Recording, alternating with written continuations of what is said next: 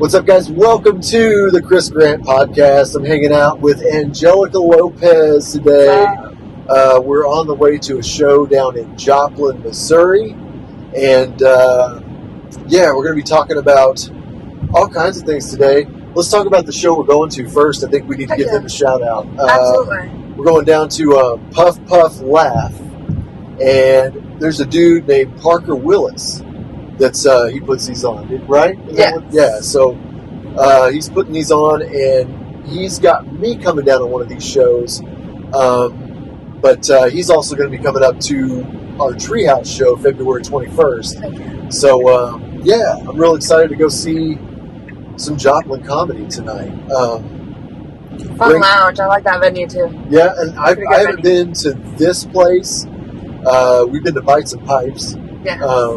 So that's pretty good venue, too. I like that. One of the cool open mic spots in Joplin. If you're looking to get into comedy, tell Russell we sent you. So we're going to talk about basically how Angelica got into comedy in the first place, what she's done since she's gotten into comedy, what she's going to do, what she's got going on, all kinds of things, anything else that we can see, and just maybe some philosophy about the current comedy scene and just our vision for it too. There you go. You've got a vision. We talked about that before this. You've got your vision. I've got my vision. Right. But those visions can coexist together, and that's what we're going to talk about. In this episode. So I think the first thing that I want to ask is why the comedy scene? Like you just showed up. That's how everybody gets there. They just show up. We don't know who they are, where they came from. Usually, sometimes we do, but same story with you. You showed up. Why? So, I used to live in Texas. And in Texas, I lived in a small town. I grew up in a cult. I had just gotten out of that cult. And a lot was changing in my life. Well, okay, so she grew up in a cult. Right. We're going to get back to that because I think we can't just really skim over that. But the cult, yeah. It's part of the story. But you tell it a lot on stage, but they don't know. So, a little bit, yeah. Continue. Sorry. So I was at a point in my life, a lot had changed, and I just felt like anything was possible. Like I had just gotten out of a cult. I was meeting different types of people, and one particular night, I met this one individual that I never in my life thought that I would, be in the same room as. And we're having a great night, and we promised each other that by the end of the year, we would get up on stage and do comedy. I couldn't do stand-up comedy in that little town that I was in because everybody knew me. Everybody knew I was from a cult. Mm-hmm. So when I researched a town to move to, I wanted to make sure that I had a good comedy scene. So I actually Googled top comedy scenes, and of course I filtered through some. I didn't want to move to LA or New York. I wanted something kind of like where I was living, but just different, like copy paste, a different town. Because my town was slowly growing in the comedy scene, so I kind of wanted to find the same thing. So and I found Springfield. You lived in a pretty crappy town before? I mean, no, I wouldn't say that crappy. Just kidding. Shout out to McKinney, Texas. I'll do the shout out. But you said copy paste, so I was like, well, not that. Yeah, must have been pretty bad down there. A little upscale. Did you make it up here with your catalytic converter for your car? Do you still have it? No, those stayed in Texas. How's the copper situation down there? I'm happy I moved. So I strategically picked out Springfield, and Springfield had a good comedy scene. So I just went up there and I started to say things into the mic that I've always been scared to say, and it was fun. And I was having fun with it, and I met really cool people, and now it's become my passion. That's awesome. Yeah. I remember those early days. It's so fun because you're probably seeing it now, right? Like you remember the early day. I remember my early days of just being, I'll just say it, awkward on stage. Right. And not knowing what I'm doing and fumbling around. And then you get a little better, and then you see the next person doing the same thing. So it was fun to see you come in and, you know, do the same and be awkward and I'm then still grow as a awkward. comic. It's still, yeah. Well, that's the funny part. We all are sometimes. You know, even the best comics in our scene still have awkward nights. That is very true. That is very true. And one thing about that, too, is, you know, I've been saying this, even the worst comics in our scene can sometimes have a magical night. Absolutely. I've seen that happen, too. Absolutely. I don't think there's anybody that's gone up there that at least has, you know what I mean, one or two, or just them being able to go up there is funny, and it's a good time. They have a good time trying it. It's fun. Yeah. It's awesome. Yeah, absolutely. So before we, you know, started filming, we were talking about something, kind of figuring out what we were going to talk about, and we came up with something. Angelica thought we should talk about the feeling that you get before an open mic, and you know, the feeling you get before, basically during and after. And I think I didn't tell her how I feel, so I think we're going to have differing answers on this, and it's going to be cool to hear, you know, because how long have you been doing comedy now? Ooh, since, and then for May. May. Okay, so May of 2024. Okay, and I started in January, February of 22. Okay. So, I think. You're a couple of years deep into it. Yeah. I got a couple years in.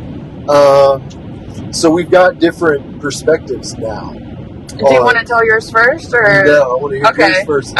See if they're the same. They may be the same. So, what were you talking about when you were talking about those feelings?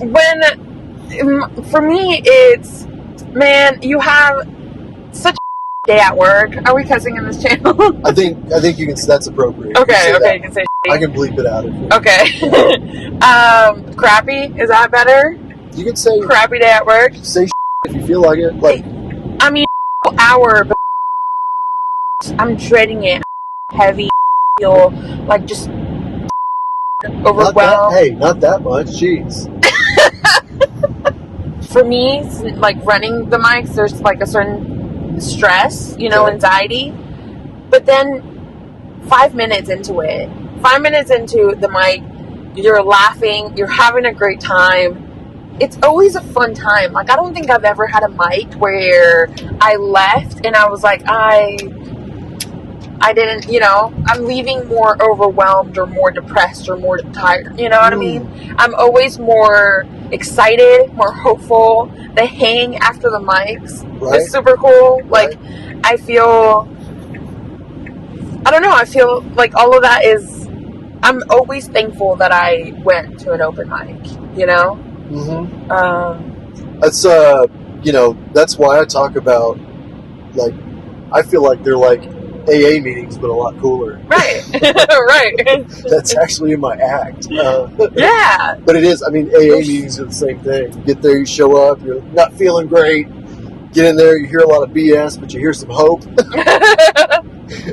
then you stand around the venue outside afterwards smoking cigarettes and that's BS. really where you get the enrichment, like where you get the... There's a lot to be said about the fellowship, right? Yeah, but absolutely. Not that I've ever been. Come on, guys. Come on. You wouldn't talk about it even if you had. It's anonymous. I can't. Right. Can't say. I don't know why. But open mic, you want to be promoted at. Open mic, you want them to know that you're there. I can tell people. You know? And in AA, you can talk about the differences and the similarities. I've heard in AA they only give you 3 minutes, and usually open mics give you like 4 or 5. Yeah. So, you know, do I want to talk for 3 or 5? And do I want to talk about, you know, sad stuff, or do I want to talk about stuff that makes people laugh? Right. Like, what are we doing? It also, for me, gave me an avenue to say things that I couldn't say in normal conversation. You know what I mean? Like, these people that you hang out with, they're not going to judge you for what you say. They're going to find the humor in it. And sometimes it's dark. Like, sometimes it's really dark things that weigh heavy on you. But the only way that you can get it out is in a funny way. And then you're surrounded by people that understand that. you're dressing it up too much, because there are people that are going to judge you and not like you. Well, that is true. That is true. It depends how you say it. You know, not all of them, but let's not count that aspect out. Right. We were talking before the mic too. We we were talking about, like, when you first get to the comedy. You know, for me, you know, when I first got to comedy, it was like, oh, this is the place I've been looking for. You know, it's just fun and no drama. Right. And, you know, everybody's cool and they like each other and they're supportive and wow. Right. Oh man. Oh, stick around.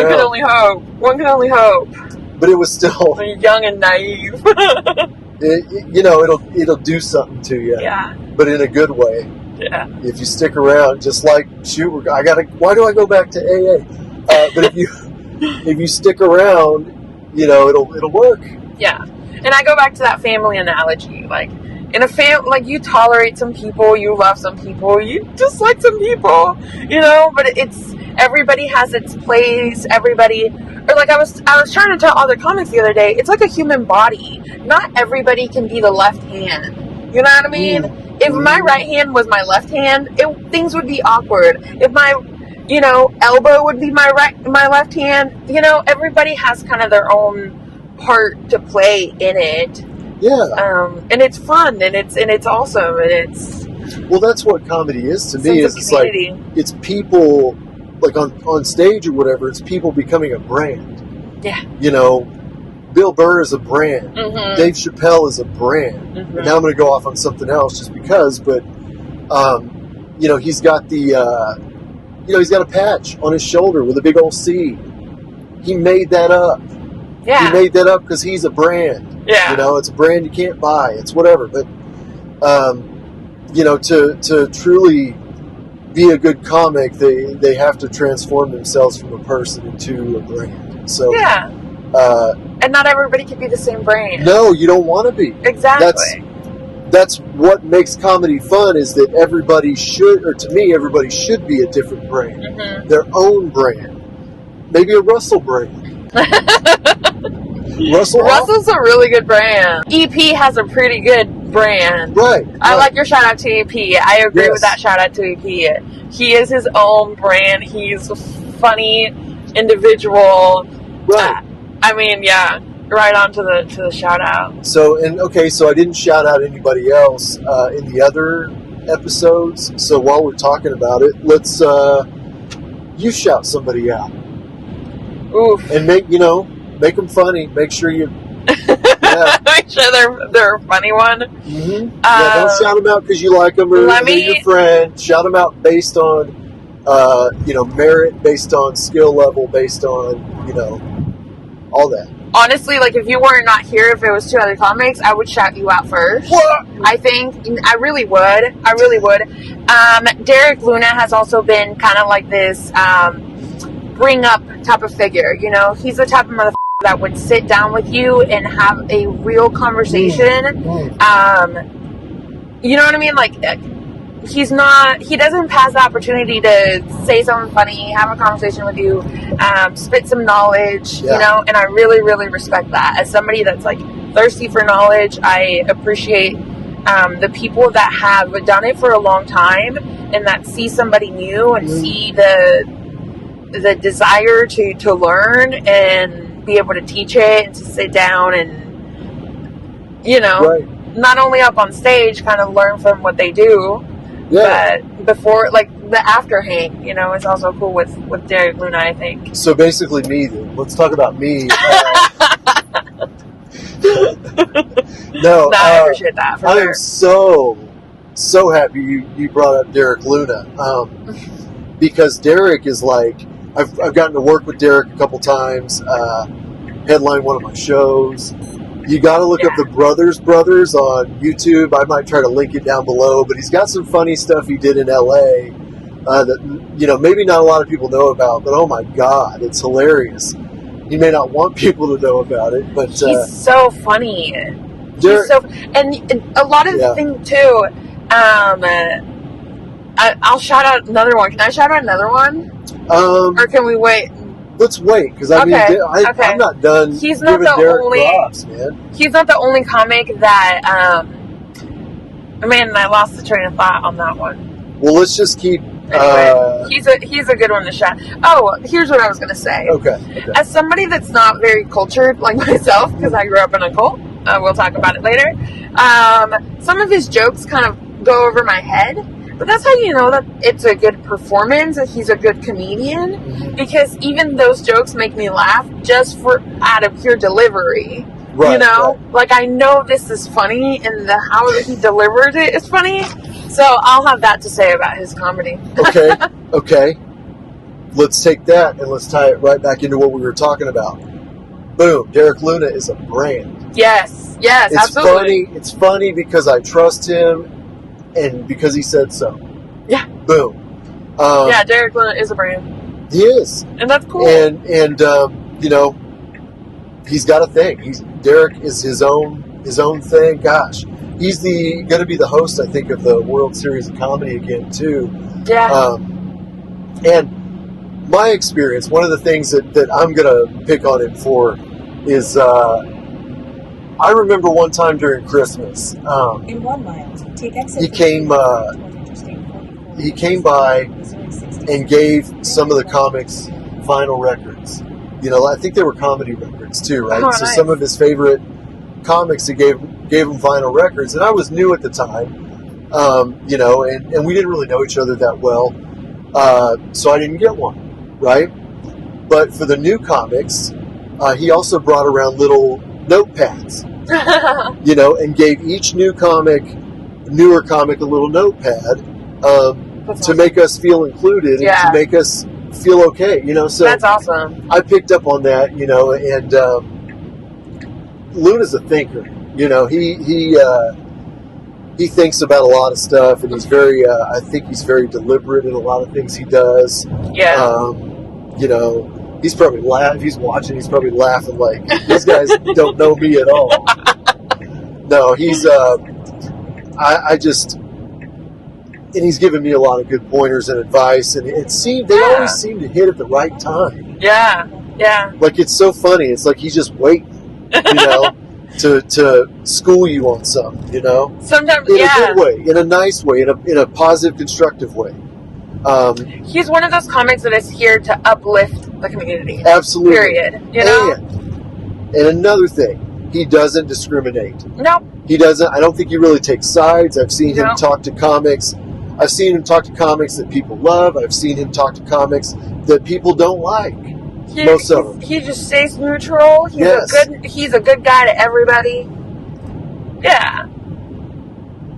A great example. Take an example from Derek Luna as a comic, you know, on stage and off. Okay, so Angelica's talked about. She mentioned earlier that she has been in a cult before, and we got to hear more about that. So, can you tell us a little bit about your experience in the cult? I can't, because you have to join the cult in order to talk about the cult. So if I talk about the cult, you have to join the cult. Well, what days do you guys meet? Wednesdays.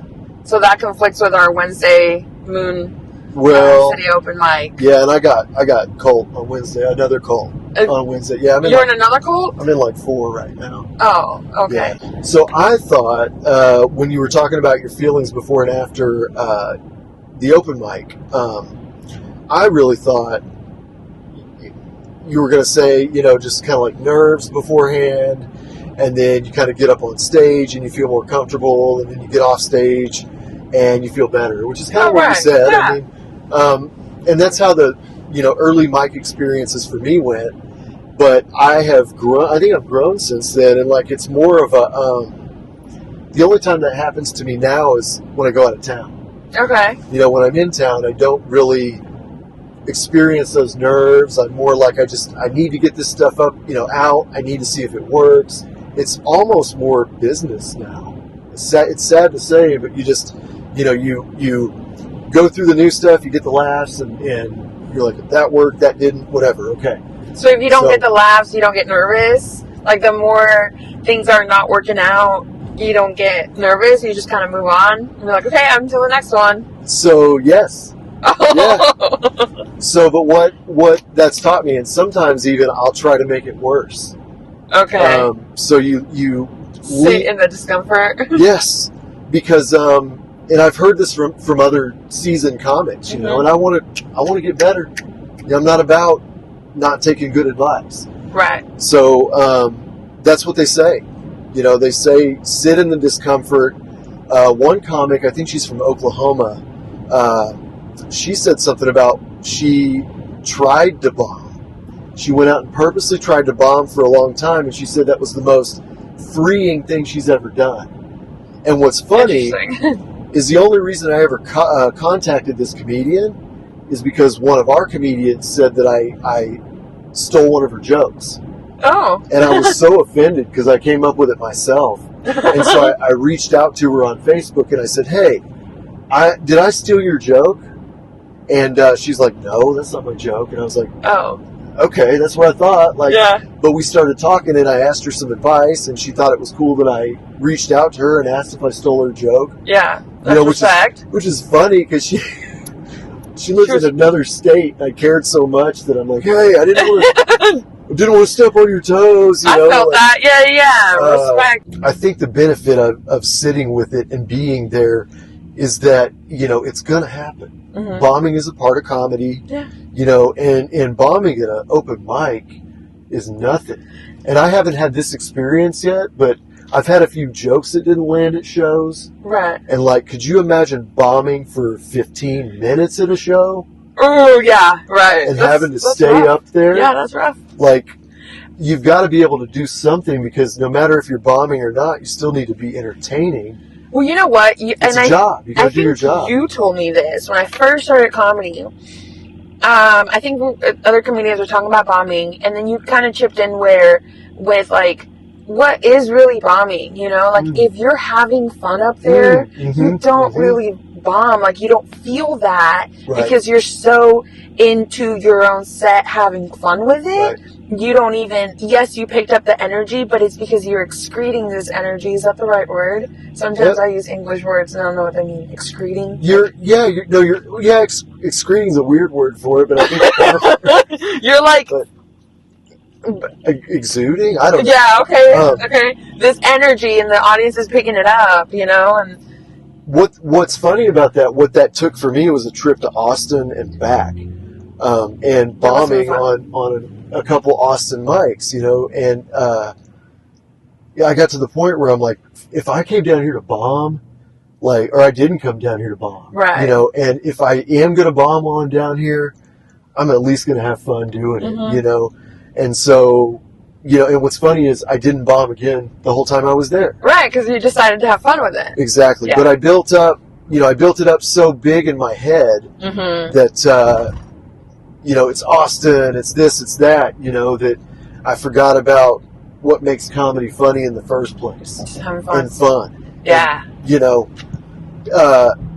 it's no different than any other art form. If you're not having fun on stage, they're not having fun. Right. If I'm not into the music as a DJ, or at least acting like it, they're not going to be as into it. Right. But if I'm, you know, working my turntables, mixing in and out fast. And doing my thing. The more they're going to get into it. Yeah. It's energy transfer, you know?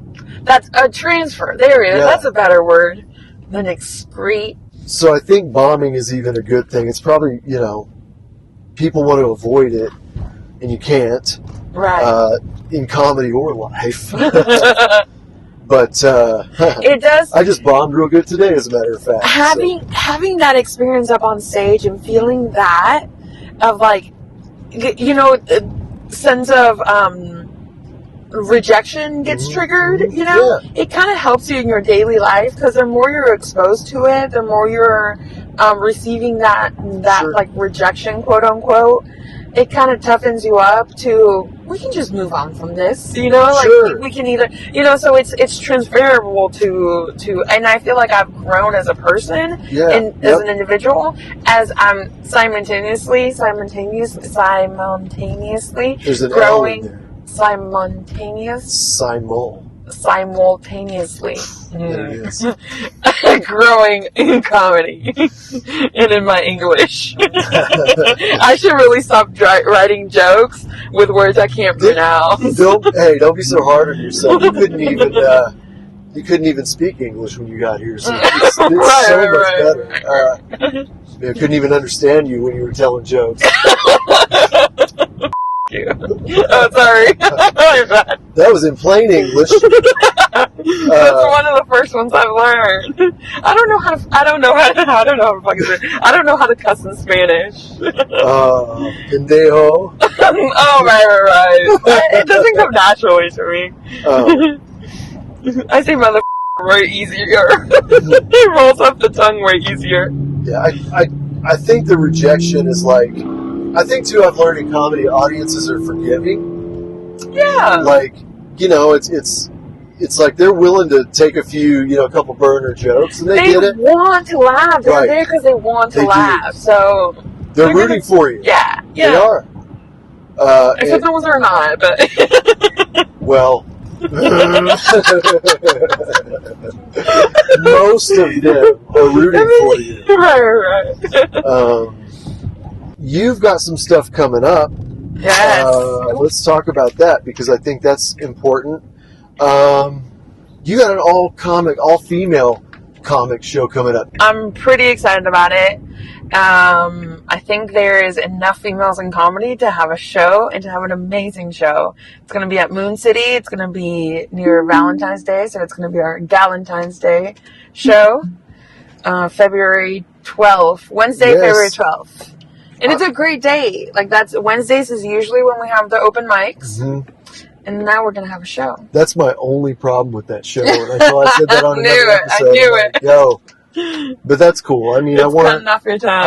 I get it. Well, and they're busy over there. They book so much cool stuff over at Moon City. That was kind of the only day.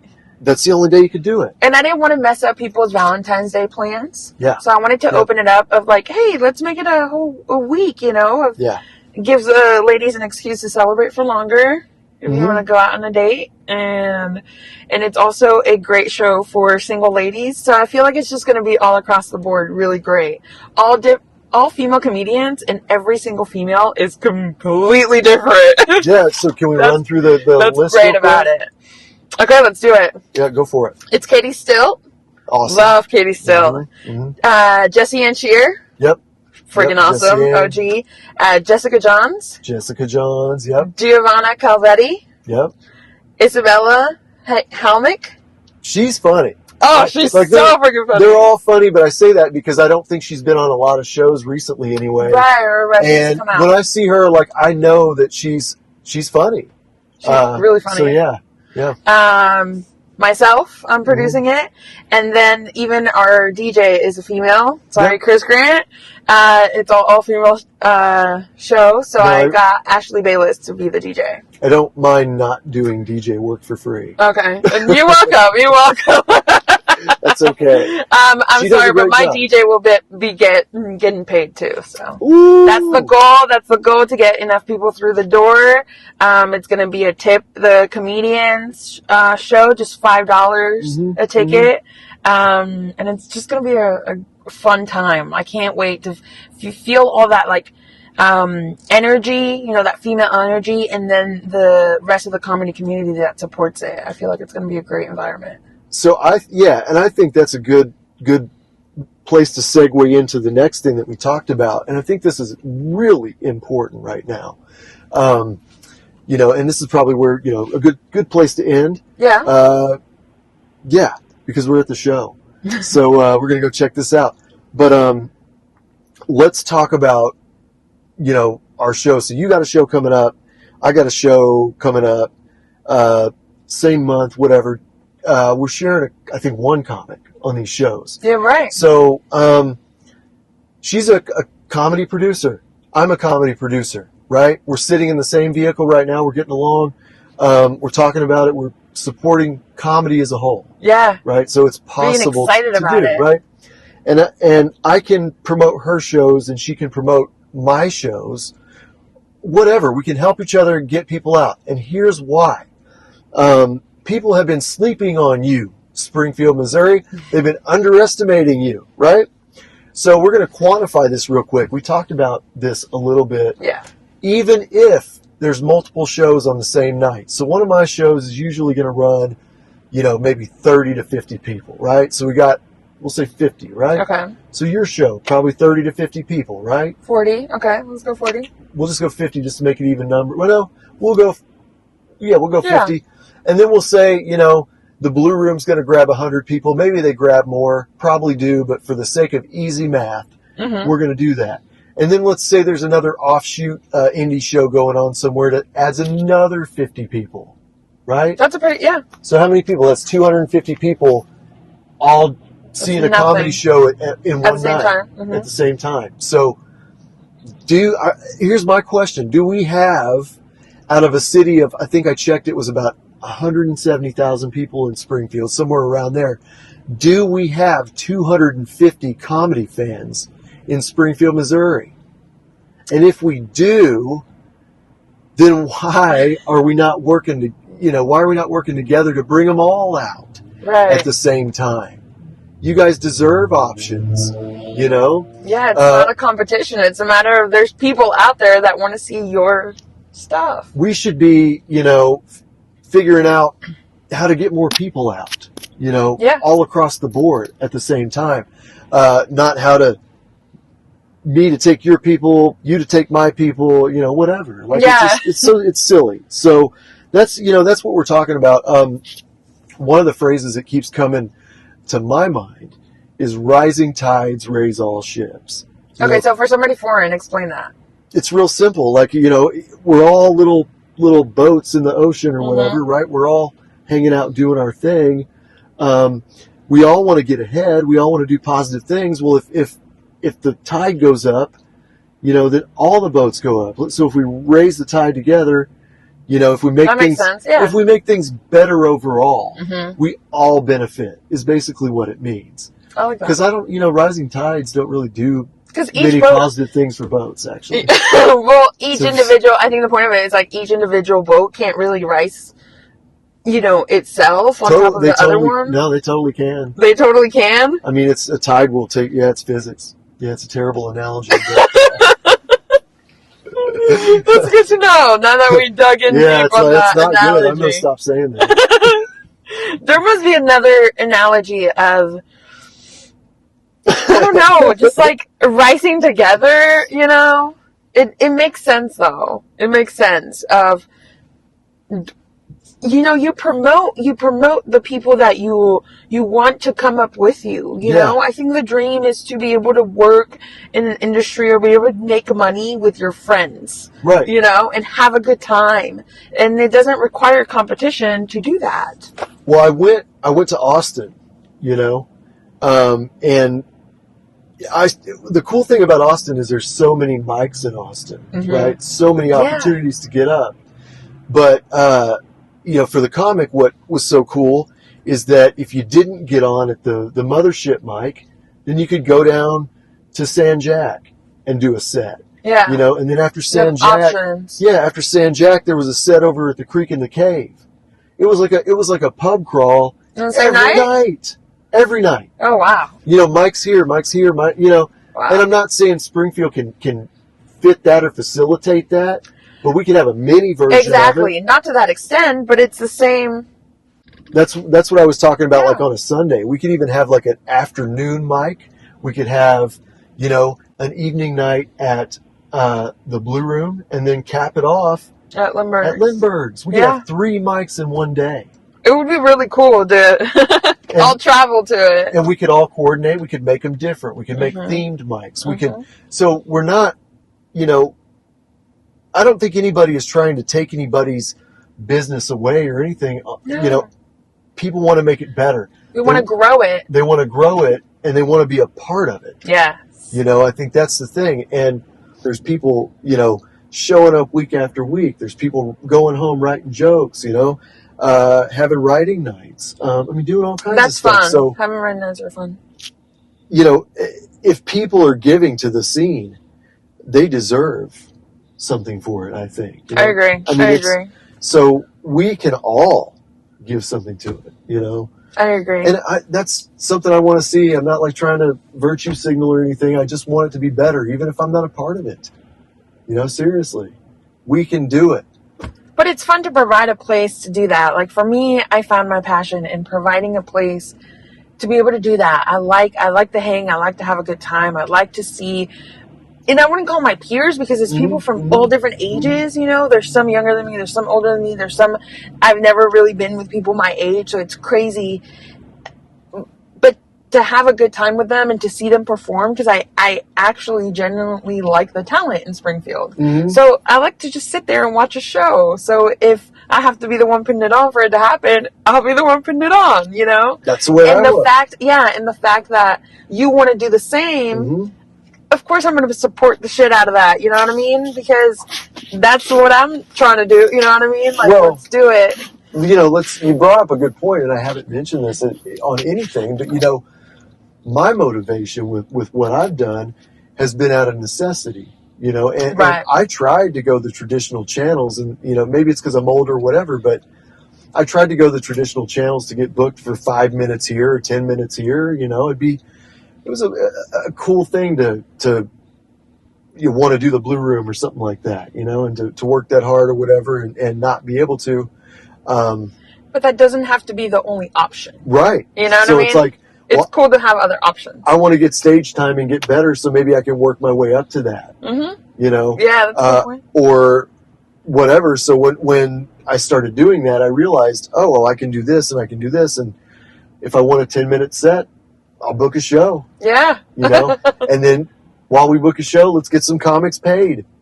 And so I used my connections from the DJ world, and that's pretty smart. And yeah, I mean, I was ramping up my own comedy skills during that time too. So it's like, I'm going to get this show under my belt. I'm really going to work hard and create these opportunities for myself, so that I can become a better comic. And I'm not going to let these obstacles limit me. Right. Open doors. Yeah. If I can't go to this mic in town, well, maybe I need to look at the one out of town. Or going to Joplin when there's not one in Springfield. Yeah. I mean, Northwest Arkansas has got a great scene. Yeah. Fayetteville has some pretty cool stuff. And I mean, it's, the same thing is what excites us all, you know what I mean? Like, it's the comedy of it. We all have the same passion. And, for me, it's like, the things that Russell does with his stuff, I love supporting it, you know what I mean? Because I want to see more of it, That doesn't stop me from wanting to do the same and him supporting me, right. Yeah. Because I'm not going to do it like Russell, Like I was like earlier, my comedy is not Chris Grant's comedy, and the shows that I'm going to put on, like the Galentine's Day show, is going to be completely different than your Treehouse Lounge show. And I absolutely love your Treehouse Lounge show. I was in the first one, you know what I mean? But it's cool that I'm, you know what I mean? Like, you would put a completely different show for would you even put a Galentine's Day show? You know what I mean? I would. And I think that I probably would have picked the same comics. But, there you go.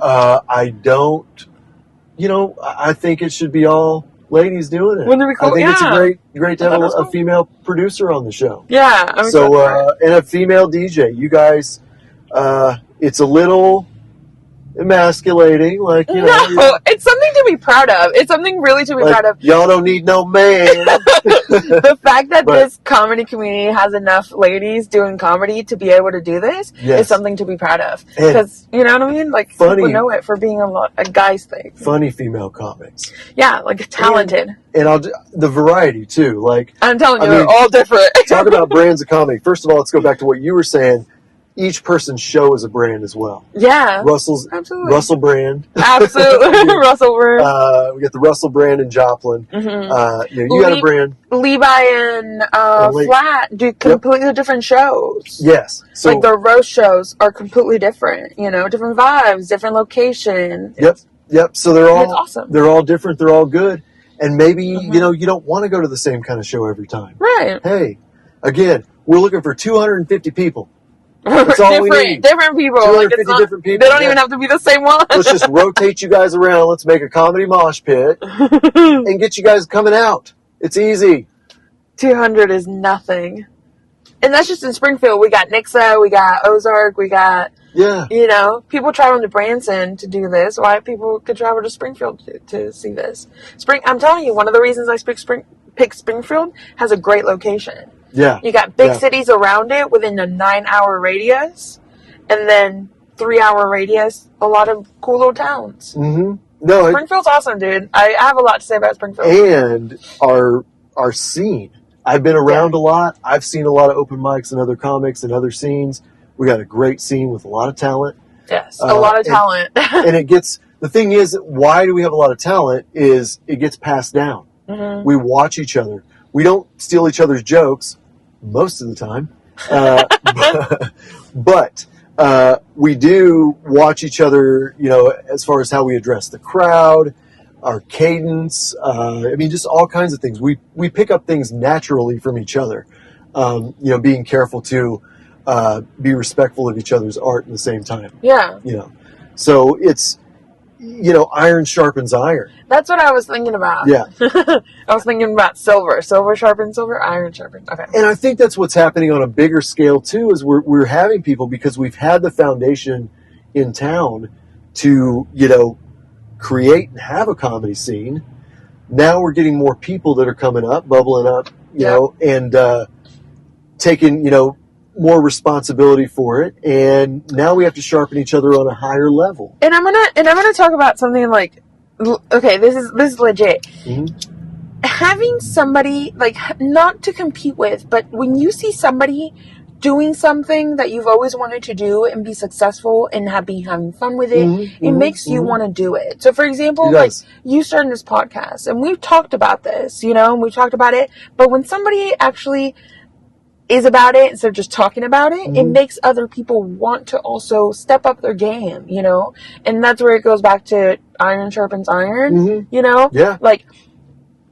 sharing that come up is kind of cool. And the more that you put into it, that the people that are good-hearted and that are not against you are want to do the same instead of tear you down. Instead of putting people down because they're doing better than you, level up, match the level, do this with me, because that's, when you started putting out this podcast, I was like, right on, we should be doing that, I should be doing that. It's different content, and makes you step up your game and be better at the craft. Well, and the thing is too, every episode is going to be different. We won't go too far into it, but I've never done a podcast like this. Right. I joked on my Facebook, I've started 17 of them, and you're going to suck at it when you start, this, hopefully this thing will evolve. And even if you look at, and I'm not comparing myself or anything, but if you look at Joe Rogan, you look at his set design in the beginning, you look at how that thing evolved. Dude, I also thought about that when I was seeing your episodes. I was like, you know what? In my head, I feel like I have to have everything already to the level of the podcast that I want it to be at. Sure. You know what I mean? But then to watch you just do it raw and just go at it, I was like, it's kind of cool, because not everybody can start at the top. You know what I mean? And it's cool to go back and be like, dude, remember when your mic was in front of your desk and you're recording in your desk? It's kind of cool. And then the more experience you get, the more better you get, and now you get to this point where whoa, it's completely different. Okay, well, so take that information and then take it and realize, because we had that conversation when you were talking about mics, and you were talking about what mic should I get, what piece should I get, talking about your set, talking about everything, and I'm like, what kind of content are you going to have? Is the show going to be good and watchable? Is it going to be so? That's where I'm at. The proof's in the pudding. This content, wherever we're at, what we're talking about has value. Right. So, come with value before you dress it up, because it's not going to work. How many people, that's why I've started 17 podcasts. And consistency too, to keep going with it. To keep going with it is really important. But I have that in me. it helps when you have people supporting you and helping you and like help doing the content with you. You know what I mean? Right. And I have that in me to stay consistent. What I won't do is promise like a schedule. Right. But I will, I'll keep putting them out. Because I do find that they're worth doing. So, let's see. Can we, do we have anything else? I think, I think we've really kind of just... I can really not read your handwriting. That's good. It's meant to be that way. Okay. People will steal my jokes. Right. I have kindergarten handwriting, so everybody can see what I... Yeah, plus I was a doctor before this. So okay. No wonder. You know, a doctor's handwriting. Yeah. I paid off my student loans, and I was like, man, comedy. That's what you pick out of all things. Great. We've talked about a lot. I think big takeaways. February 12th, Moon City Pub, 420 West Commercial. Valentine's She's putting on Day. a show, Valentine's Day. It's only $5. $5. $5. And guys, drink specials. Yeah, you waste $5 on all kinds of things. This is not a waste. First of all, these are talented comics, but the money goes to continuing to do this. It goes towards giving somebody a reason to pick up their notebook. And write more jokes. When we've got something to work towards, we want to make it better. Yes, that's that's another reason for these avenues. When there's more stage time, there's more opportunities. More opportunities means more good times. So we want to just make it better. So come support her show. Come support my show. Check out heavyheadsrecords.com, of course. The events tab for mine. Facebook event? Yes. For yours? At Moon City. At Moon City. You can check out Moon City Pub on Facebook. Check out Puff Puff Laugh. Check out the Treehouse Lounge. Parker Willis, Russell Henley, Katie Still, Giovanna Calvetti. Help me. Jessica Johns. Jessie Ann Shear. Isabella Helmick. Augie Hafoka, Levi Light, Derek Luna, Corbin LeMaster, Carter Fancook, Harrison Broadstreet, Josh You're going all the way to Texas. You're going all the way to North Carolina. Who are we missing? Ryan Shields, Tyrone. You got Kevin Lowry. You got Kurt something. Kevin Lowry. Nate Schaefer. Come on, I'm picturing like outside at Moon City, the guy that works at Lindberg's.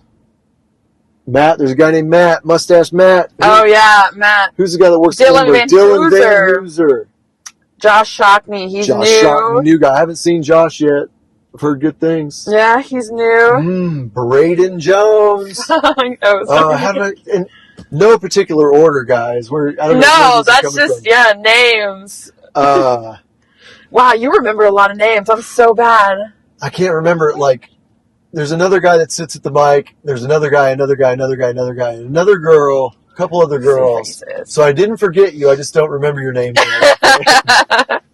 So, okay.